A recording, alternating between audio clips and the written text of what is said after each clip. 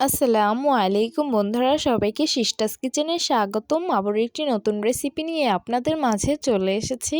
আজকে আপনাদেরকে তৈরি করে দেখাবো শাহী গাজরের হালুয়া। তো দেখতে থাকুন। প্রথমেই আমি একটি পাত্র নিয়েছি, গরম মশলা তেজপাতা দিয়ে দিলাম, পরিমাণ মতন তেল দিয়ে দিলাম। তারপর গরম মশলা তেজপাতাটা সামান্য পরিমাণ ভেজে নিব।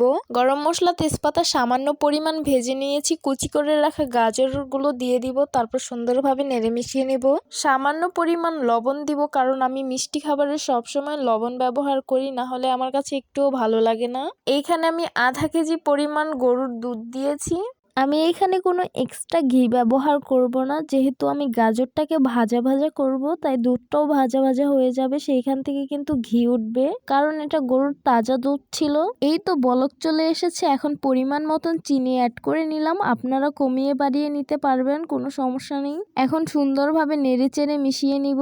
পরিমাণ মতন কাজু বাদাম, চীনা বাদাম দিয়ে দিলাম, পরিমাণ মতন কিশমিশ দিয়ে দিলাম। তারপর সুন্দরভাবে নেড়ে ভাজা ভাজা করে নিতে হবে। এই গাজরের হালুয়াটা রান্না করতে আর কোনো কিছু লাগবে না, শুধু ভালোভাবে নেড়ে চেড়ে নিতে হবে। তো দেখতেই পারছেন একদম কিন্তু দুধটা শুকিয়ে গেছে আর ভাজা ভাজাও হয়ে এসেছে। আমি অফ ক্যামেরায় সুন্দরভাবে ভাজা ভাজা করে নিয়েছি, এখন সার্ভ করে নেব।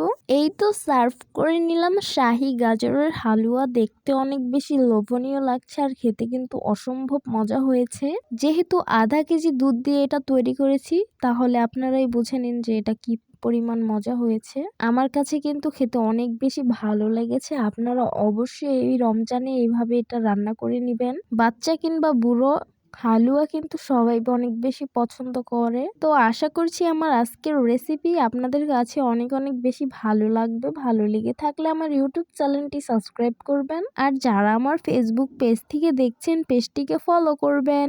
সবাই অনেক বেশি ভালো থাকবেন, সুস্থ থাকবেন আর সিস্টার্স কিচেনের সাথেই থাকবেন। আবারও কথা হবে কোনো নতুন ভিডিওতে। তাহলে আজকে এই পর্যন্তই। আল্লাহ হাফিজ।